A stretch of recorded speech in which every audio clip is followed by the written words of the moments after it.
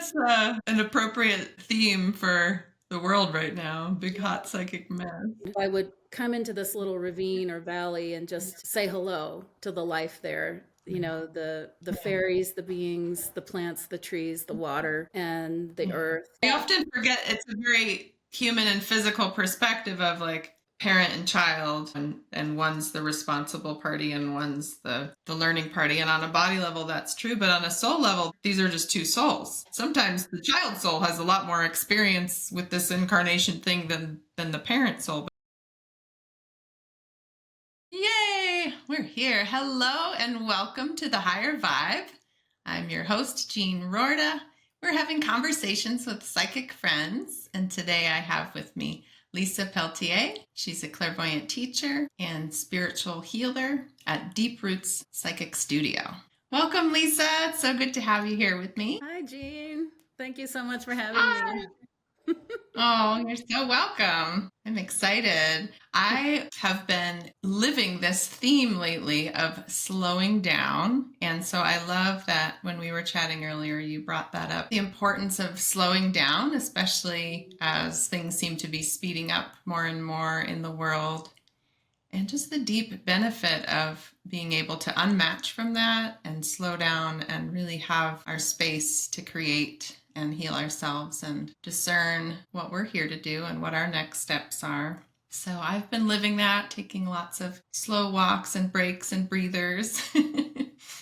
And I'd love to hear from you just how that looks in your life and what ways or tools do you use to both remind yourself to slow down and to actually do that. Like, yeah, how does that look in your life? Slowing down.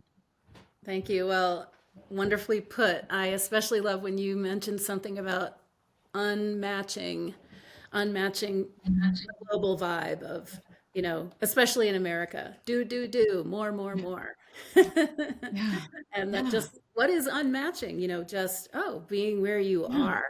Sometimes we are in that really active planning, manifesting phase. And sometimes it's hard for me to realize, oh, I'm actually entering a phase of less activity, less planning, more receptive, like you mentioned. It can feel passive to some of us, especially Americans. And then I kind of run more male energy than female. So for me, it's good to notice, oh, wait, I'm getting in this kind of ambitious place, which Yeah. is, that's kind of counter to what I share and teach with the world, the clairvoyant healing, being the spirit that you are.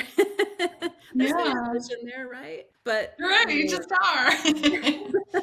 but we have our passions, right? This passion to share what we've learned, to share what we have within us, whether it's through a house healing or a class or a service or whatever. And so I can get a little in that, oh, I need to plan another class, or what am I doing next, especially because I'm in my 50s. And so, it's not like you're in your 20s where you're just like, I have all the time in the world.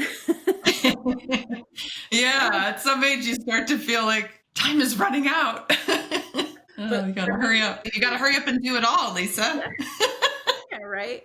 And you were asking, how do I remind myself to slow down?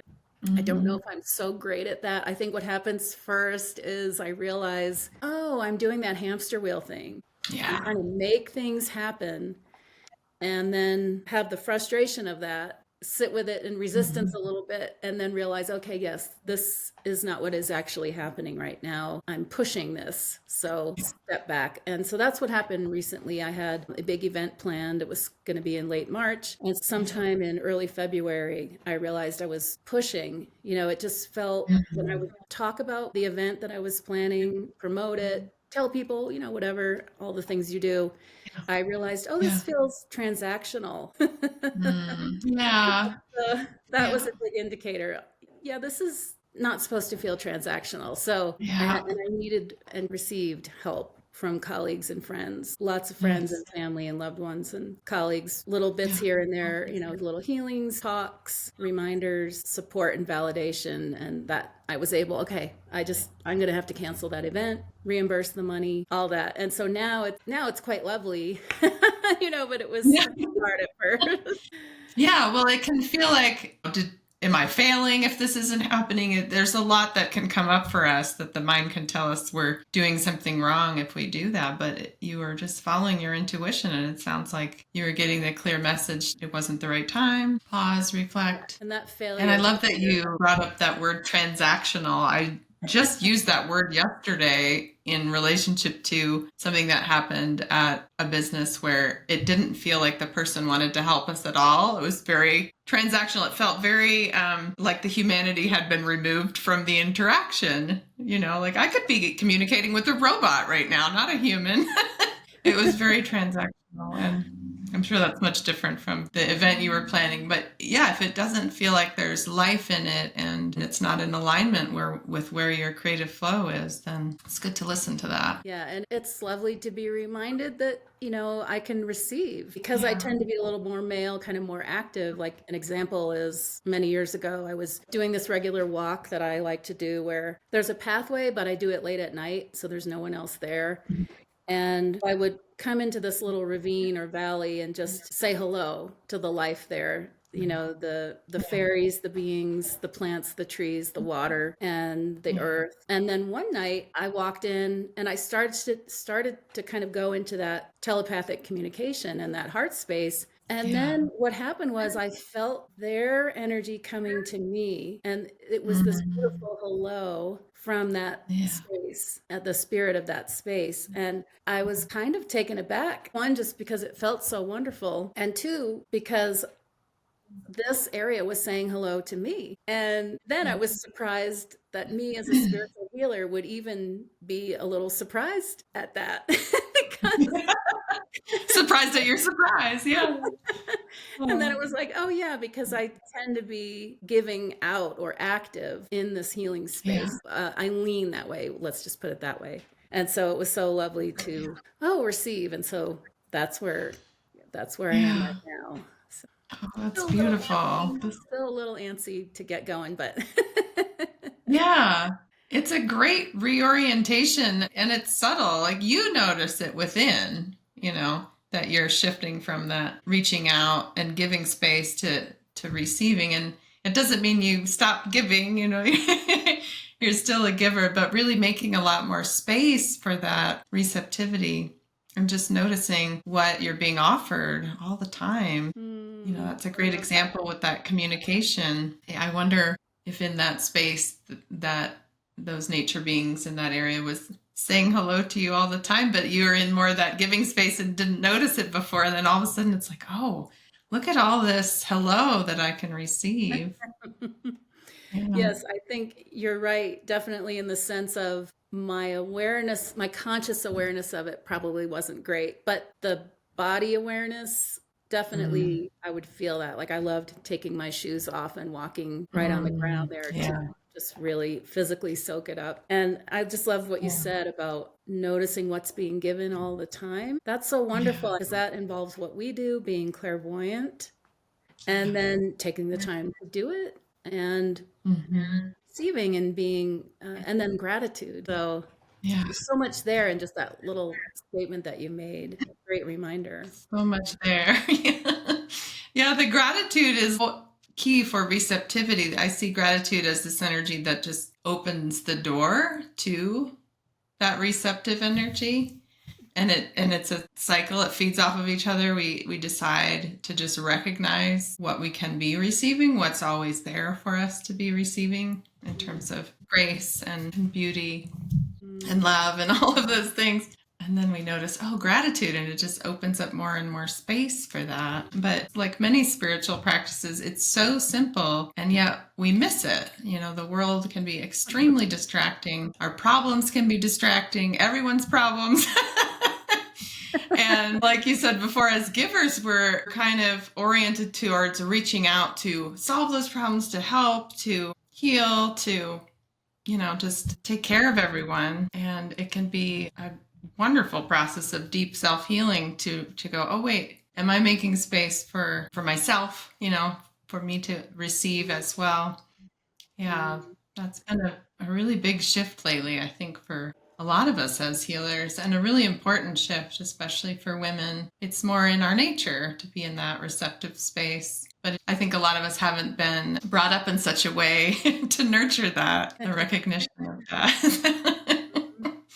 Yes. Yeah, takes a Well, conscious practice. I remember Mhm. keeping a gratitude journal in the late 90s into Yeah. 2000. We were living in New York City and I really didn't want to move there, but my husband was an actor and had a dream of trying that out as an actor. And so that gratitude journal, I would just do little entries every night. And that really helped me raise up my vibration because I was matching some of the darker, heavier vibes of New York. It's not all that. Yeah. Is what I was aware of because I had kind of had a sense that something terrible would happen there. And then, 9/11 happened, and that happened when Scott and Oh, I were both on our way into Manhattan from Brooklyn. And wow. uh, yeah, that was quite something to be there. I didn't have my psychic healing tools at the time, but, there was a lot of Mhm. love coming from the rest of the world and the country that I think Yeah. really lifted up and supported all the boroughs there and New Wow. Jersey as well. And we ended up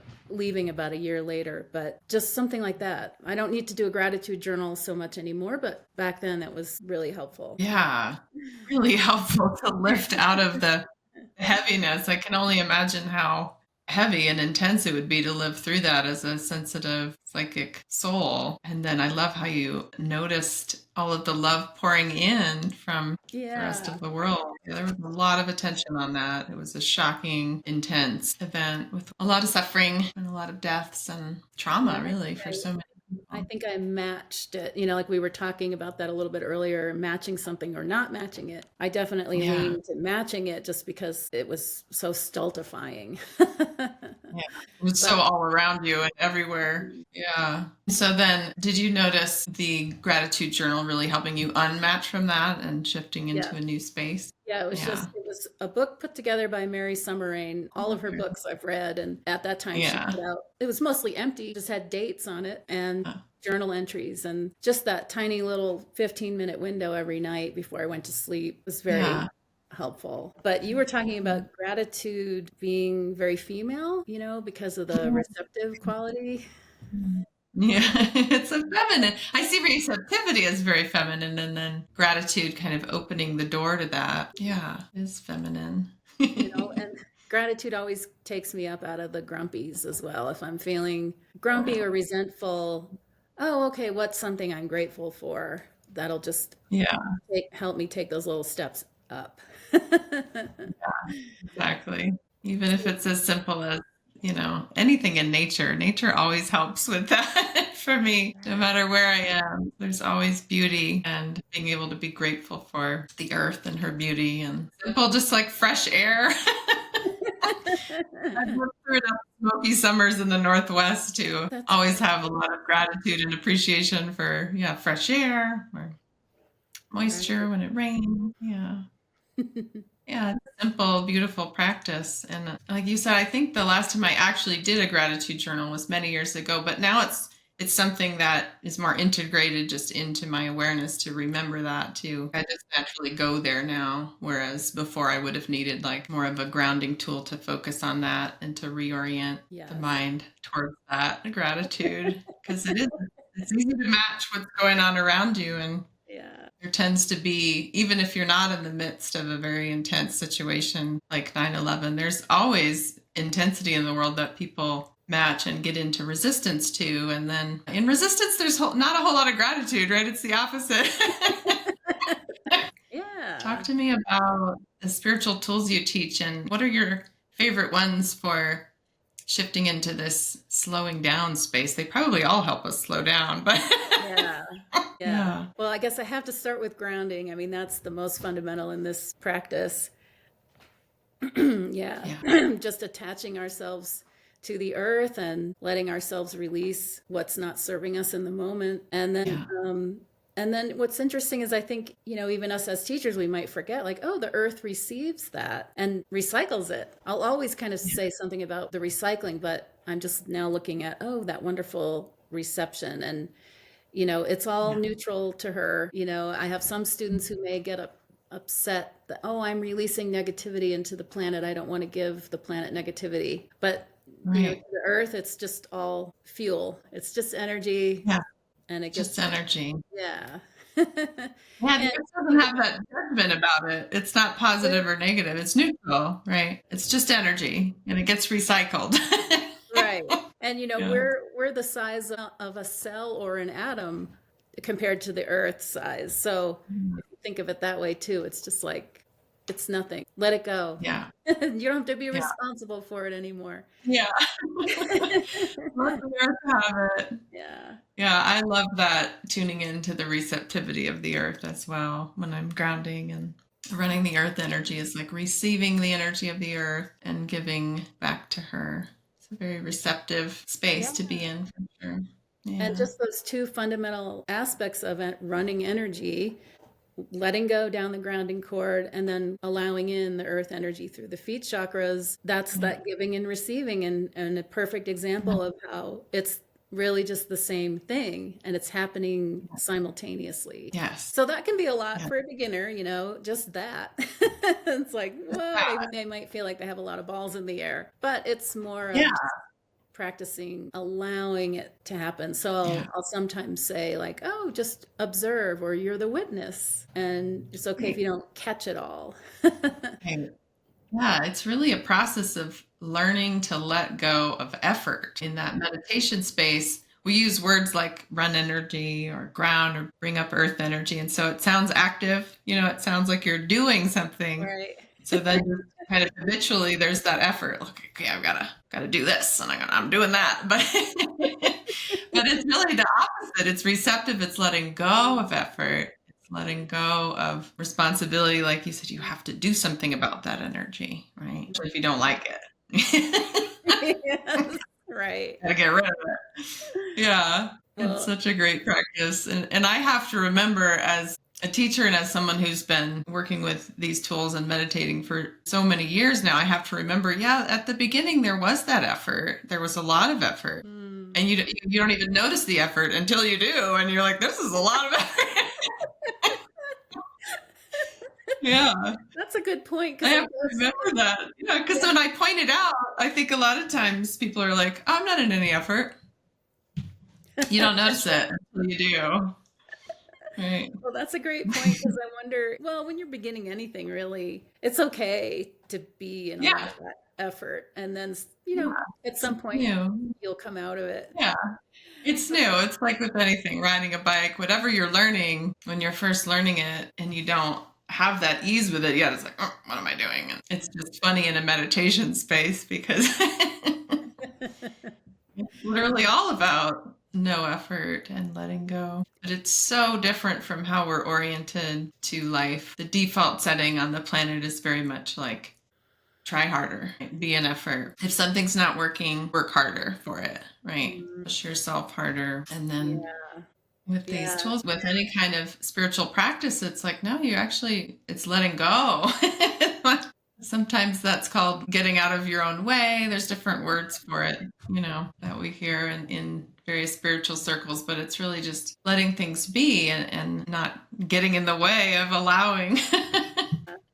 That kind of goes right into, I was thinking of another tool that I really like teaching, and I don't know if it's really known as a psychic tool, but being in present time. We don't necessarily have an exercise or an energetic anatomy that goes along with that, being present. But one of my first teachers would often tell us to let go of pastime energy. We would do Yeah. energy work with it. We'd throw it out, blow it up, all that stuff. But it's a natural byproduct, like we were saying, of being grounded and bringing in earth Yeah. energy, being more in the body. But The that body's always in present time.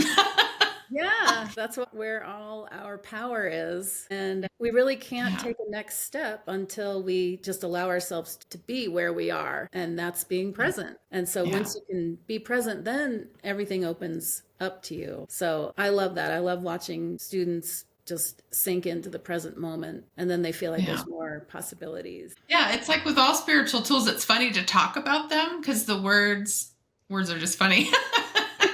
Look at what we're pointing at when you say present time. It's just like being right here, right now. Your mind's not off in the future or the past or in all the cluttered thoughts about everything. It's just right here in the present moment. And it is so simple and yet so powerful. The more simple it is, really, the more powerful it is. And And then just talking about it is silly because someone's not going to experience that power until they experience really being in present time. And then it's like, ah, yeah.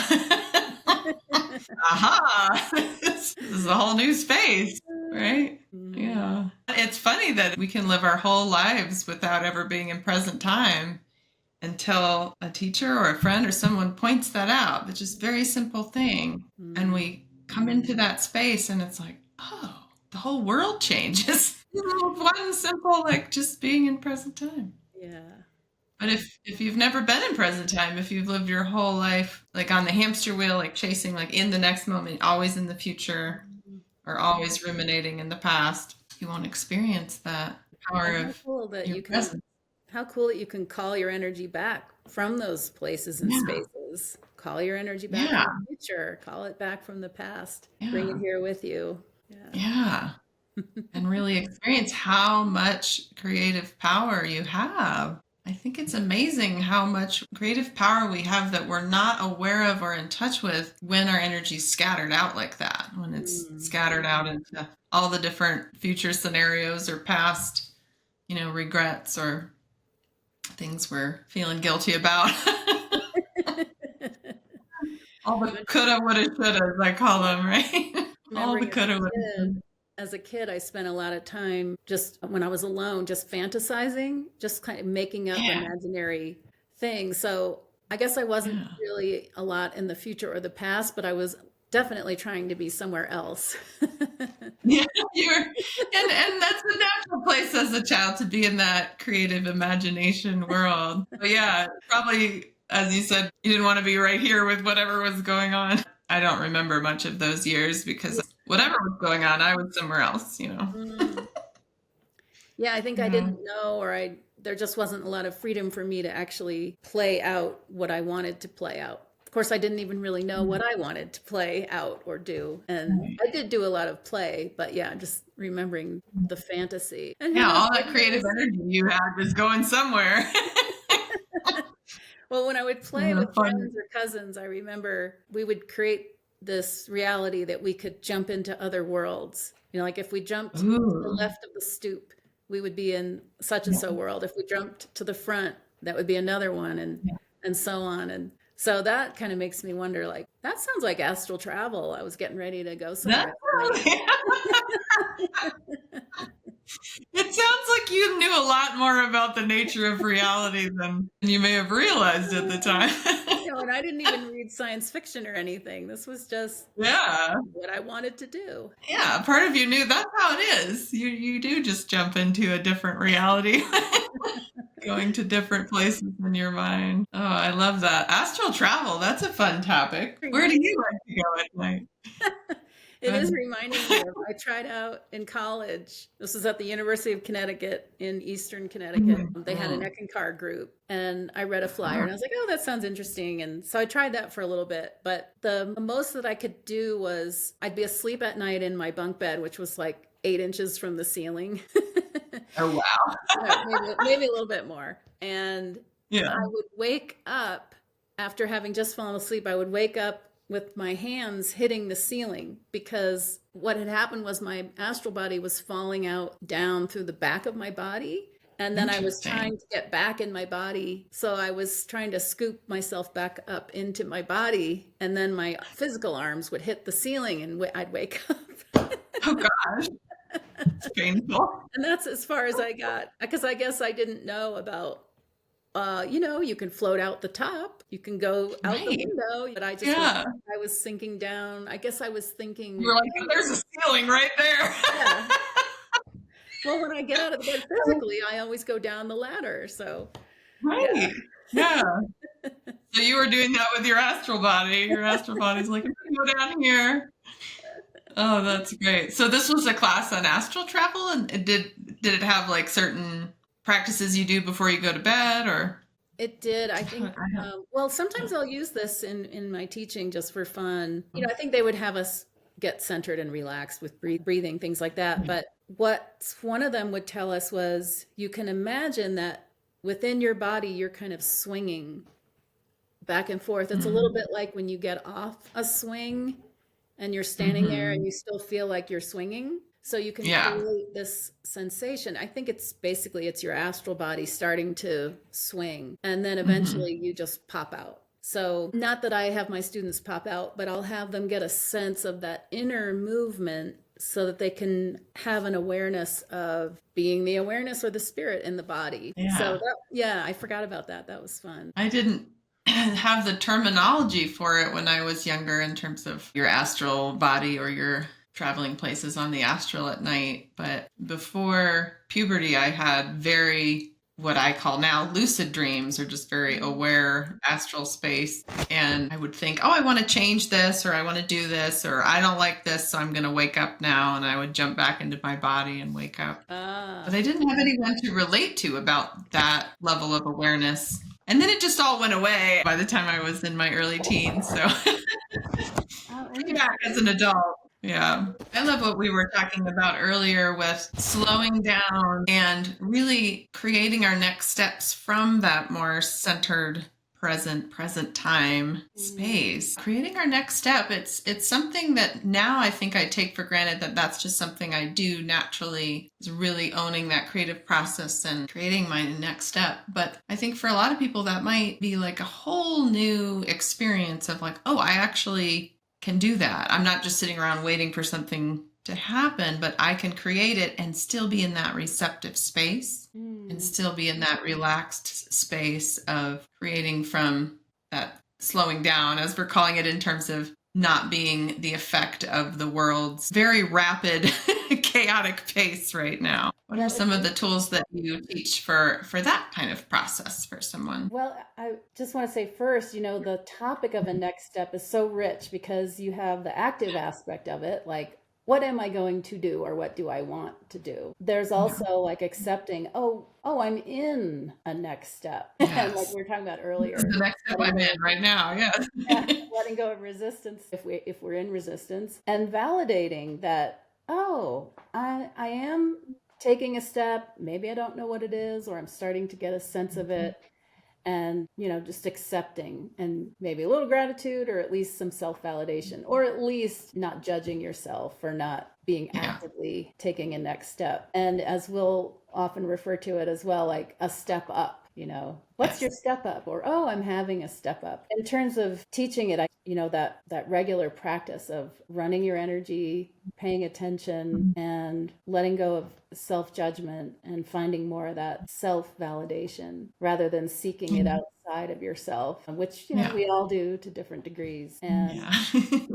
it's like being the next step. I'm being who I am and Love that. trusting that spirit will lead the way. I guess that's another way of Yeah. looking at a next step. Yes. The Love that. formal phrase you'll hear in this kind of clairvoyant practice is, what's your next step on your path to spiritual freedom? And Mhm. sometimes just seeing it, looking at it psychically. Okay, I Yeah. don't know when that's going to happen or how I'm going to do it, but oh, I'm kind of looking and I'm seeing this next step. There's just a lot of purple energy, and oh, I don't know what that is, but I like it. Yeah.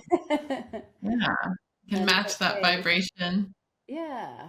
Yeah, I love it too as a process of discovery for our body self. It's like that next step on a spiritual path is really you as a soul opening up to greater receptivity, having this greater trust in spirit. But then how does that look when you bring it into the body? I guess we get to discover, how does that manifest in terms of what changes take place in our life? There might be things that we have an idea of in our body personality of, oh, I want to create this, or I want to do this, or I want things to show up in this way. But sometimes that spiritual next step doesn't always translate in the body as what we think it should or would, or and yet when you look at it clairvoyantly, it's just, this is a certain vibration of new energy I'm bringing in, right? What is that vibration? Oh, it's purple. What does that mean? What is the information contained in that vibration? And how does that look as I bring that in? Is it bringing in more receptivity? Is it bringing in more of my certainty? Or is it bringing in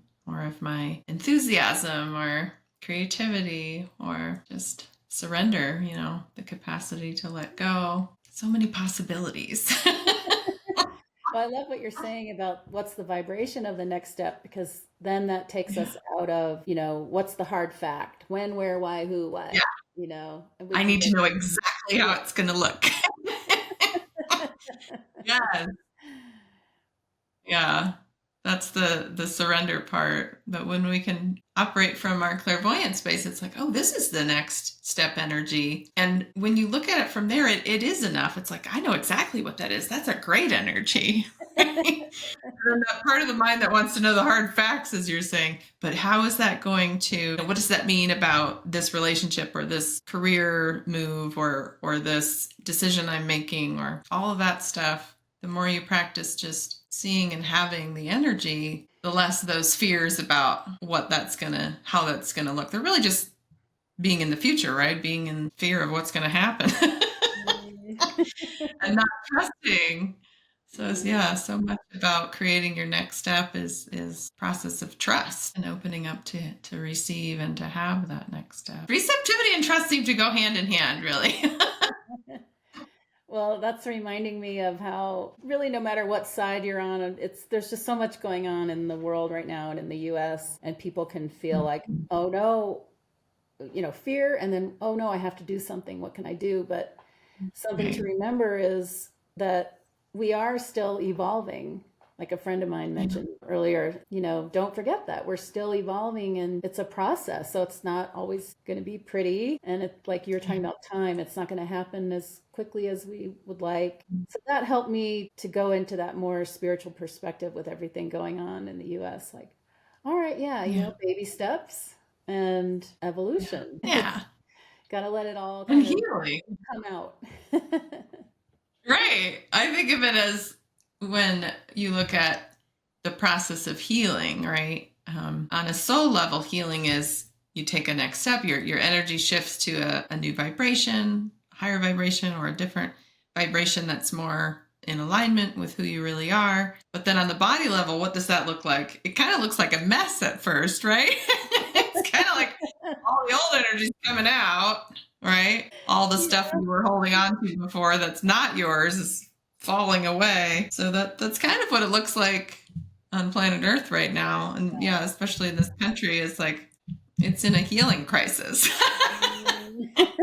And there's all that old energy. Really, it's the whole planet. They're just the very old energy from millennia of this old control and divide and conquer game that humanity's been having a good time with. Yeah. No, And as we're that all comes out, it's almost like more obvious on its outward process, right? Because it's just in our face and we're looking at it every day. And yeah, got to trust it's on its way out. It's yeah. coming up to be released, Well, but it that's is messy in the process. yeah, and definitely I'm getting these images of us being a big hot mess, and Yeah. that's that's also reminding me of when I guess I could call it a midlife crisis. I was probably in my mid 40s. And yeah, that whole Mhm. year, it was just like I was a big hot mess, and Yeah. I was going through my teacher's training, which I'm sure was Mhm. picking up all this stuff. And then what happened was my father, who I had not been in contact with, died in December of that year. And it wasn't until he died that I realized what one of the big things that had been happening all year was that I was letting go of his energy. But it was contentious in a way. It was a struggle for me internally because he had been such a big part of my psyche for so long, even though a lot of that time was just me resisting it. Right. I didn't want, but that was quite an accomplishment. And the teacher's training sometimes can be like that. And yeah, that was a struggle. And I'm sure it would make a great comedy if I ever wrote about that year. I would love to see that comedy. You're a hot mess. Would that be the title of the comedy? A big hot A hot psychic mess. mess. Big hot psychic mess. Yeah, I think that's an appropriate theme for the world right now. Big Yeah, hot psychic mess. yeah. To me, it just looks like that on the outside. When I tune into more what's going on an inner level with people and with the collective, with humanity, it's beautiful. There's a tremendous shift going on for the better, and it just looks like a big hot mess on the surface as we're all making more space for this new energy that's here, this new energy that's coming online, this higher level of awareness that's coming online. And does And it look very female to you? it does. Isn't it? It's a great, there's so much more feminine energy when you look at it as, oh, it's about receptivity, it's about connection, it's about cooperation rather than competition.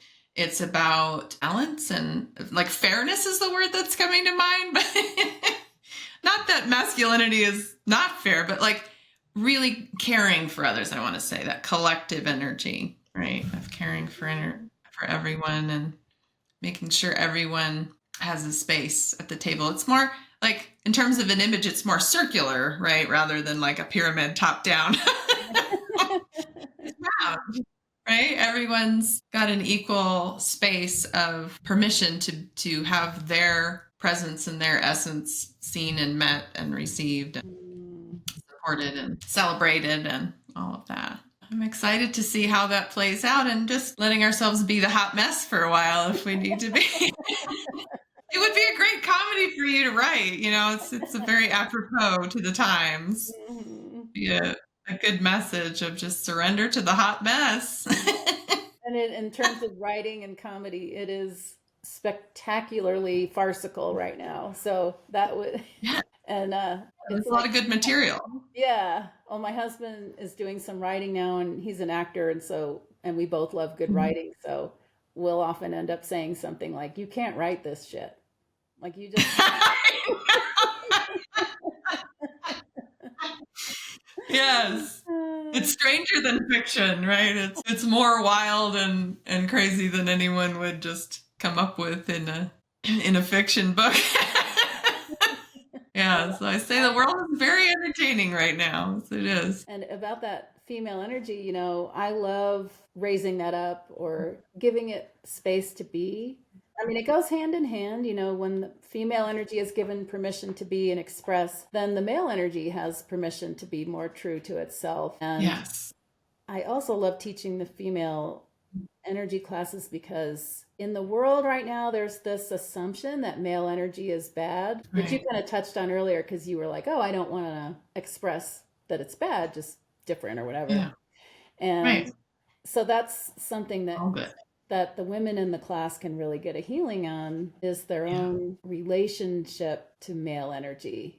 And so when they heal that, whether it's with their father or an ex-lover or brother, whatever, they also heal their own male energy within. So Yeah. it's really cool to see those two aspects heal. And I mean, really, like we've been talking about receptivity, the female energy to me is that which creates the space within which the miracles can happen, just like the Yes. uterus and the fetus. Just it's that Yeah. space. So, I mean, obviously we all kind of know this, like that's why the female energy can get overlooked because so much of it is about creating that space. Like the Yeah. earth is our physical home. So of course we Yeah. take her totally for granted because she just is. Look how much space she gives us to be. Just like Yeah. moms often, now it's not always the woman, the dad is often or sometimes the mom, quote unquote mom, Mhm. but the mom person, whoever it is creating that space and it's so in the background, that's why Yeah. that person can get overlooked because it's just that it's the fundamental reality of the childhood. So Yeah. it takes us some time sometimes to really appreciate that kind of female creative energy, holding space. I sometimes notice that we take it for granted and we don't notice it or appreciate it till it's not there anymore. you Yeah. know, like, oh, who's taking care of all this space? Who's creating this space? Who's allowing all this to happen? Who's minding to all the details too? And then when it's not there, things kind of fall apart or they don't work properly. And so then we get to appreciate that role, that Mhm. feminine role. And then we can own it within ourselves more too. So I don't have kids. I've never really wanted kids, but just to be able to validate that aspect of myself, and I can create in this effortless way where I create the space for it to happen or Yeah. just put out the intention. And then I just sit back. I don't have to do anything. Yeah. Just nurture the space of receptivity and planting the seeds, that's probably more the masculine energy of like putting that intention out there and setting the course, right? But then the feminine is like nurturing the space for that to grow and to thrive and to be nurtured. That's definitely coming online now more and more. More people I talk to are really, maybe because we're being forced to slow down because it's just a very unsustainable energy to be go, go, go all the time. But so many people I talk to, like rest is becoming a priority and quiet time is becoming a priority. Unplugging from all the things, the phone, the media, the constant bombardment of information that's not always pleasant. The information overload, all of that as part of self-care, which is also a very nurturing feminine energy. All of that is becoming more and more important for people, a priority to really put our own self-care first and to include the power of rest in that and nurturing our inner world so we can have just more joy and more of an experience of our inner freedom. I think it's really coming online now. I've noticed. Yeah, I But do I'm too. glad I'm celebrating that, and I'm hoping that means more and more people will tune into just what's possible when they work with a teacher, whoever it is, just work with a teacher, a guide to like, this is how you can develop this space within you of that Mm. inner clarity, that inner knowing. Like, what can you do with all that time you're slowing down for? You can practice your beingness and your presence. Finding a teacher that really that you resonate with, that supports you in accessing your inner wisdom, your next steps. Mm. Yes, I think that's going to become more popular. That's my mock-up for the world. Moved to New Mexico, I just jumped right into that female energy, just being very intrigued and curious about it. So we moved from Brooklyn, New York to rural northern New Mexico along the Rio Grande. And I think within a month, I was looking at the newspaper and it said something like October was Domestic Violence Awareness Month, Mm. Domestic Violence Prevention Awareness, maybe. And I was like, oh, I didn't know that, or maybe it was new. And I started keeping an eye out for how they were going to cover it in the newspaper. And I noticed they weren't really covering it. They just sort of had these fluff pieces. It didn't really seem to address the issue or local Yeah. women, activists, healers, anything. So I was like, oh, well, I'm looking around. There's some really cool pioneer women here. There's all kinds of different women. Pueblo women Mhm. were right nearby at Owinge Pueblo, and then a lot of the Hispanic women in Espanola. There were a lot of Sikh women because there's the Sikh headquarters in Espanola. I think it's a Oh, national wow. headquarters. Oh, wow. And then, Yeah. a lot of the women who moved here in the 60s, white women usually from somewhere else. So I was Mm. just seeing all these really cool women doing all these different things. So I decided I would somehow put it out there. And Yeah. I was reading an essay about this woman walking through the woods, and she started talking about the Mariposa flower in the forest near her. Mm. I was like, oh, what's that word? What does that mean? And I looked it up and I realized it means butterfly. So, Mm, yeah. and I was aware of the butterfly dance that used to happen at Santa Clara Pueblo, which was nearby. So I created, I would call it a zine. I created a Mhm. zine called Mariposa Woman. And I just started interviewing women all over northern New Mexico and listing their events and getting them to subscribe and finding advertisers. And that was how I had so much fun discovering about northern New Mexico and all the different cultures and women here. And so I ended up referring to it as Mariposa Woman cross pollinating the feminine principle in northern New Mexico. I love that. So Nice. I was then, starting to look at that female energy. And Yeah. granted, it wasn't in a, psychic or spiritual way, but it was very experiential. And that was such a healing to me to Yeah. give these women voice. And really, what I was ultimately going to do and needed to do is, find my own voice. So now I Yeah. do that through the female energy classes. I love that you had a zine for so long and what a healing for both yourself, as you said, and for all the women, like just that validation, appreciation, being seen, to just be Yeah. seen. As we were talking before, often the feminine role gets overlooked and it's just taken for granted and it'll just always be there. And there we are doing our thing. But to really put a highlight on that and just say, hey, look what all these women are doing. Yeah. That's when I learned about Yeah, midwifery. I did a whole issue on midwifery in northern New Mexico, and that's when nationally you were starting to see these centers and more right. midwives being certified. And yeah, so that was really cool. And I met a lot of wonderful people. And, I found out later that men in the area were reading it too. Wonderful. So that was Yeah. great. Oh, Yeah. oh, that's so great.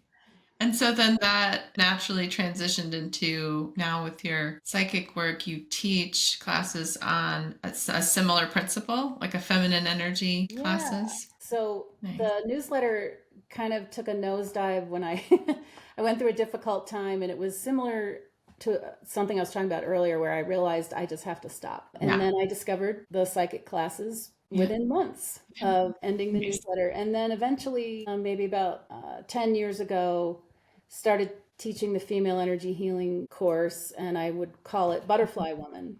Sometimes I Nice. would sometimes I would call it Mariposa Woman, but it just ended up better with the word in English. Yeah, and so I'm still cross-pollinating the feminine principle. But Yeah. through the psychic healing, and the women who have taken the class have just gone on to do so many wonderful things or just feel so wonderfully. One woman found like the perfect home to live in like within the month after the class. Others have gone on to with their creative projects, either writing a book or just being able to feel validated as a mom. And Yeah. one woman started her photography business, and it's just been really fun to watch them continue to metamorphose after. I love it. Yes. Yeah, the butterfly is such a great symbol of transformation. It's beautiful. I love how you mentioned just being able to validate the role as a mom because I notice a lot of women who, if we match that competition energy in the world, and there's this, oh, I'm just a mom, right? I Yeah. just, I like if somebody asks, "Oh, what do you do?" "Oh, I'm just a mom," But it's like the most important role. It's such an important role. Everyone has a mom. Like, we're not here without a mom. Even if we had a mom that didn't stick around or wasn't super present or had a lot of her own issues at the time, like you wouldn't be here without the mom. So Yes. it's a huge role. And just to be able to really validate that feminine energy and how much unseen power and creative allowing a mom is providing for her whole family. That's huge. And then all the other stuff we can do with our female creative energy. It's like, but wait, there's more. Yeah, right. Well, I just Whether you have children or not, there is so much really unlimited potential in that female creative energy. sometimes our purpose in being a mom is being not a great mom. It depends on the agreements that the souls make before everyone's born. And sometimes as a soul, we mock up to be the not so great mom or the horrible mom because it serves a purpose to for the growing and learning of the family or the child. Or sometimes a soul as a mom will just mock up, oh, I'm going to give birth, but I'm not going to raise this being. I'm going to give birth to this Right. being to give it entree into the world so that this other Yeah. family will then Hey. be able to. Yeah, so it's really cool. I Yeah. mean, I'll often tell parents, sometimes your purpose is to make the mistakes because Yeah. They're it's part of the process. yeah, Yeah. it's part of the fabric. And Yeah. and so I have to give parents a lot of props for that because that's a huge undertaking. But it's a beautiful flowering of a commitment, a spiritual agreement that was made Yeah. before you were born. But yes, like you were saying, we can use the female creative energy for anything. For anything. Yeah. It's so important what you said about having that spiritual, that clairvoyant perspective of looking at the agreements we make. So we're not beating ourselves up for an external standard of what our relationship with any children we have, what that's supposed to look like and really look at the agreement. Because like you Yeah, said, there's so many. and then in a weird way, you can even feel good about the mistakes you made as a parent because that's often how kids grow. That they grow in resistance to what a parent does, or they find a way to accept it, whatever. But Right. you can just feel good that you volunteered for this job, and Yeah. you know, And that there's learning happening on both sides, right? We yeah, often forget it's a very human and physical perspective of like, parent and child, and one's the responsible party and one's the learning party. And on a body level, that's true. But on a soul level, these are just two souls. Sometimes the child soul has a lot more experience with this incarnation thing than the parent soul. But Yeah. oftentimes, you're just two souls learning from each other and playing different roles in that process of learning. And Yeah. sometimes the role you signed up for was, to be the very imperfect parent. I think, I don't know if there is such thing as a perfect parent. I Right? certainly hope, we strive to do our best, but like we'll beat ourselves up a lot if we're trying to be perfect about it. But play the role that you signed up for and do your best at it, and celebrate the mistakes as learning opportunities and growth points along your path. Mhm. Super helpful perspective. No use beating ourselves up for signing up for one of the more difficult roles to play in life. It's Yeah. certainly a steep spiritual growth path. Yeah. Not an easy one. I love that you brought up midwives earlier too. Sometimes I tell people my favorite people in the world are farmers and midwives. Oh, yeah. How You just come? take care of everyone. It's like the most important thing. Peace on earth begins with birth, and we all need to eat. Mhm. Yay for the farmers Have you ever and been yay a for the spiritual midwife? Yeah, I've done a little spiritual midwifery just for close friends having babies. I love looking at, soul contracts, agreements between parents and the baby being coming in. And then I love looking at that event. The main event, right? Birth as the main event of the soul coming in. Yeah. And just supporting that process on that energetic level. What are some of the past life energies between the mom and the baby soul coming in that might, inhibit or affect the birth process? Looking at that and clearing that, and really just saying hello to the soul coming in. How amazing is that? Wouldn't that have been amazing when you were born if there was like a whole bunch of psychics saying hello? They get like a welcome committee, because Yeah. otherwise everyone's just focused on the body, and here you are like, hi, and nobody says hello back. Totally. Yeah. Yeah. Midwives on all levels. I mean, the physically supporting midwives, so crucial for women to have that support that's really validating her natural physiological ability and power to birth and to have that experience, but also the spiritual midwifery. How about you? Have you played in that realm at all? Not in a formal sense, but women tend to seek out my help when they're trying to get pregnant. So, a couple times they've come to me for a reading or a healing, and then they'll get pregnant like a couple weeks later. Yeah. You're And welcome. yeah, yeah, you're welcome. I'm here anytime. Um, Yeah. but really what they Yeah. just needed was to just really release. There's two main things that I've noticed, at least in the women that have come to me when they're trying to get Mhm. pregnant, is it's either they have this enormous pressure from the in-laws Mhm. or their parents or their partner, Yeah. okay, it's time for you to get pregnant now. Gotta do this. Yeah. And, No and pressure. I know. And then that messes Hurry up up, and even if they do have it. their own desire to be pregnant, that gets in the way. Yeah.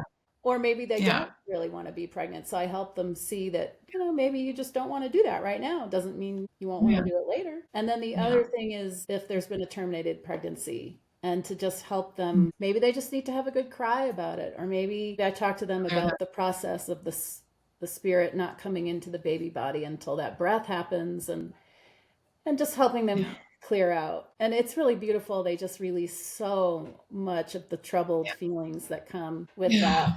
And Yeah. boom, It's pregnant and huge healing. And it's so important to have that healing before creating a new agreement. Yeah. oh yeah, excellent point. Wow, yeah. Yeah. Yeah. um, And and sometimes it's the same soul coming back like, okay, I'm ready now. that's right. Absolutely. That was a practice run before.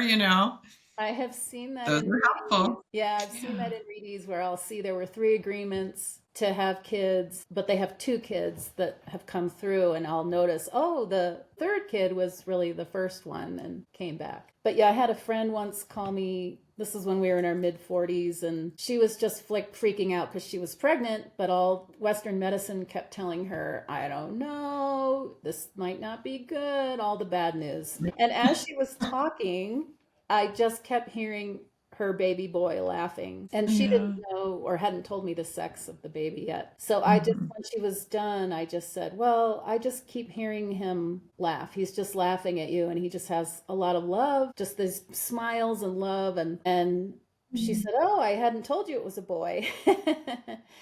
And then Mhm. I found out later she decided to keep it. And that's exactly what he has been like, just this big, smiley, lovable, huggable kid. And now he's like a gentle giant because I think he's almost 6 feet, but he's only 12 or something. Or no, Wow. I think sorry, he's more like 15. But so Big, I guess big that's being, how got a big body.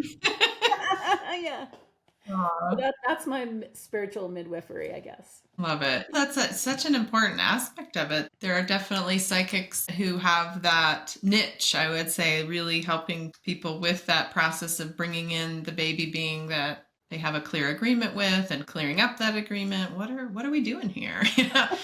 Conscious conscious birth and conscious parenting and starting from before conception, just really like, who are we creating agreements with, who are these souls we're bringing in, what kind of relationship do we want to have, do we want this to be really karmically heavy or Are we up for this? joy?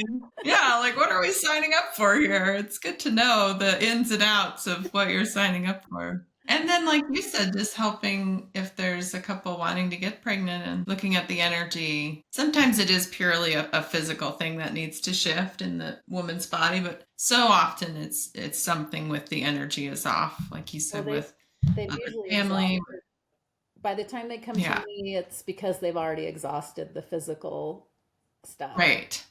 Right. 'Cause that's where everyone goes first typically. It's like, we think there's something wrong with our body or, Yeah. and that is very common today with so many more toxins in the environment affecting our endocrine system and reproductive system and everything. But oftentimes the energy can help shift that as well. So if the energy can be aligned for that and Yeah. cleared out, then yeah, everything works better when you align the energy first.